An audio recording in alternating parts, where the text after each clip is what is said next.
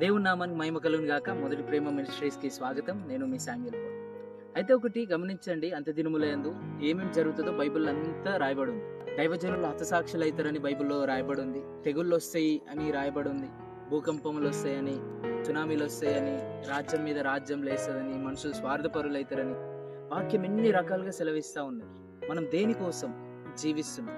అంత్యకాలం ప్రభు దినము, ఆయన యొక్క మహాదినము వచ్చేసింది. మనం ఇంకా దేని గురించి జీవిస్తాం? ఎంతో మంది దైవజనులు హతసాక్షులు అవుతా ఉన్నారు. భూకంపాలు వస్తూ ఉన్నాయి, తెగుళ్ళు వస్తూ ఉంది, రాజ్యం మీద రాజ్యం లేపబడతా ఉంది, యుద్ధాలు అవుతా ఉన్నాయి. ఇంకా దేవుడు రాకడ సమయం ఆసన్నమైంది. మనం ఇంకా నిర్లక్ష్యం ఉన్నామా, చుక్కుదనంతో ఉన్నామా? దేని నిమిత్తం మనం జీవిస్తూ ఉన్నాం? ప్రతిరోజు లోకం లోకాన్ని వెంబడిస్తూ ఉన్నామా, లేదంటే ప్రభు రాక దినమై సిద్ధపడతా ఉన్నామా? మనం సిద్ధపడుతూ అనేకులను సిద్ధపరుస్తూ ఉండాలి.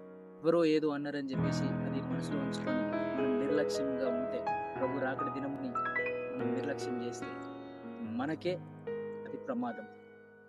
కాబట్టి పంట ఎంతో విస్తారంగా ఉన్నది. పని వాళ్ళ కొరకు తండ్రిని వేడుకోమని వాక్యం సెలవిస్తుంది. ఎంతో మంది సేవకులు లేపబడాలి, పంట కోసే పని వాళ్ళు లేపబడాలి, తండ్రిని వేడుకుని. ఇది ఏదో లోకంలో మనం జీవించాల్సిన సమయం కాదు. అనేకులను ప్రభు రాక దినం కోసం సిద్ధపరచాల్సిన దినం. మనం సిద్ధపడుతూ అనేకులను సిద్ధపడుతూ దేవుడు మిమ్మల్ని దీవించుగాక. షలోమ్.